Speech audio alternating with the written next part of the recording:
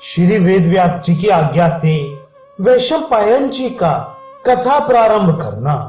शौनक जी ने कहा, सूत नंदन, महाभारत की कथा बड़ी ही पवित्र है।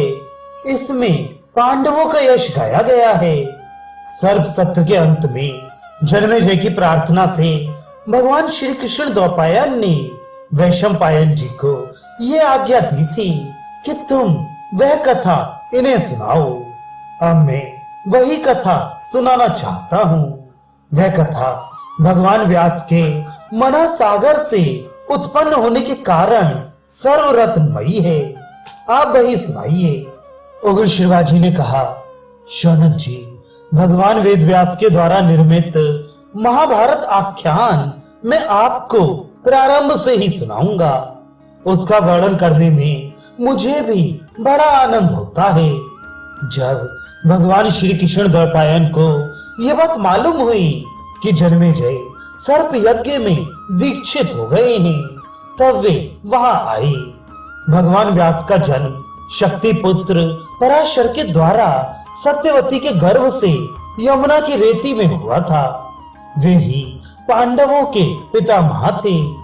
वे जन्मते ही स्वेच्छा से बड़े हो गए और सांगोपांग वेद तथा इतिहासों का ज्ञान प्राप्त कर लिया।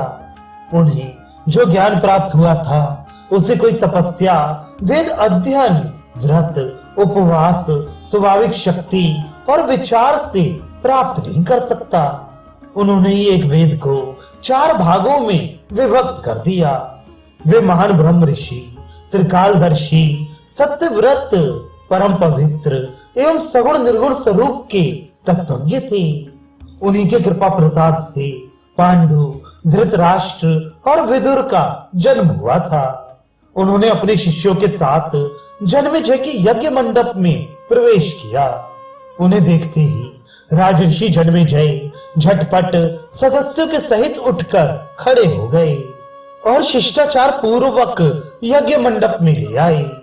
उन्हें स्वर्ण सिंहासन पर बिठाकर विधि पूर्वक पूजा की। अपने वंश प्रवर्तक को पाद्य, आचमन, अर्घ्य और गौएं देखकर जन्मेजय को बड़ी प्रसन्नता हुई। दोनों ओर से कुशल मंगल के संबंध में प्रश्नोत्तर हुए। सभी सभासदों ने भगवान व्यास की पूजा की और उन्होंने यथा योग्य सबका सत्कार किया। तदनंतर जन्मेजय ने सभासदों के साथ हाथ जोड़कर व्यास जी से यह प्रश्न किया, भगवान, आपने कौरवों और पांडवों को अपनी आंखों से देखा था। मैं चाहता हूँ कि आपके मुंह से उनका चरित्र सुनूं। वे तो बड़े धर्मात्मा थे। फिर उन लोगों में अनुमान का क्या कारण हुआ?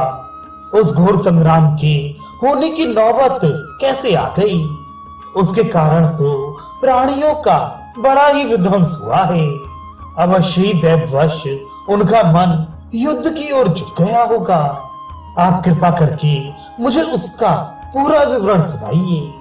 जन्मेजय की यह बात सुनकर भगवान वेदव्यास ने पास ही बैठे हुए अपने शिष्य वैशंपायन जी से कहा, वैशंपायन, कौरव और पांडवों में जिस प्रकार फूट पड़ी थी वह सब तुम मुझसे सुन चुके हो। अब वही बात तुम जन्मेजय को सुना दो। अपने पूज्य गुरुदेव की आज्ञा सुनकर भरी सभा में वैशंपायन जी ने कहना प्रारंभ किया। वैशंपायन जी ने कहा, मैं संकल्प, विचार और समाधि के द्वारा गुरुदेव को नमस्कार करता हूँ तथा सभी ब्राह्मण और विद्वानों का सम्मान करके परम ज्ञानी भगवान व्यास का मत सुनाता हूँ। भगवान व्यास के द्वारा निर्मित ये इतिहास बड़ा ही पवित्र और विस्तृत है। उन्होंने पुण्यात्मा पांडवों की कथा 1,00,000 श्लोकों में कही है। इसके वक्ता और श्रोता ब्रह्मलोक में जाकर देवताओं के समकक्ष हो जाते हैं। ये पवित्र और उत्तम पुराण वेद तुल्य है।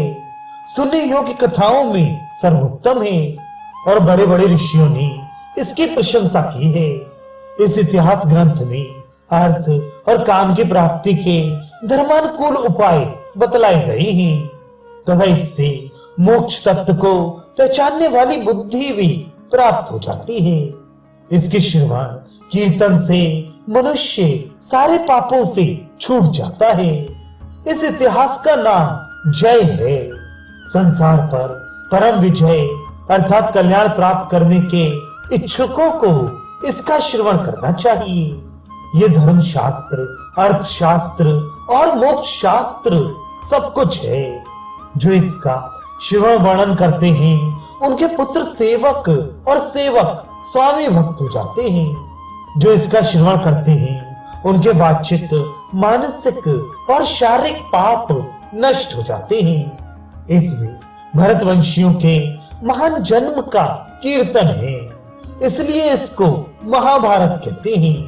जो इस नाम का व्युत्पत्ति युक्त अर्थ जानता है वह सारे पापों से छूट जाता है। भगवान श्री कृष्ण द्वैपायन प्रतिदिन प्रातः काल उठकर स्नान संध्या आदि से निवृत्त हो इसकी रचना करते थे। इस प्रकार 3 वर्ष में यह पूरा हुआ था। इसलिए ब्राह्मण को भी नियम में स्थित होकर ही इस कथा का श्रवण वर्णन करना चाहिए। जैसे समुद्र और सुमेरु रत्नों की खान है, वैसे ही यह ग्रंथ कथाओं का मूल उद्गम है। इसके दान से सारी पृथ्वी के दान का फल मिलता है। धर्म, अर्थ, काम और मोक्ष के संबंध में जो बात इस ग्रंथ में है वही सर्वत्र है। जो इसमें नहीं है वह और कहीं नहीं है। इसलिए आप लोग ये कथा पूरी सुने।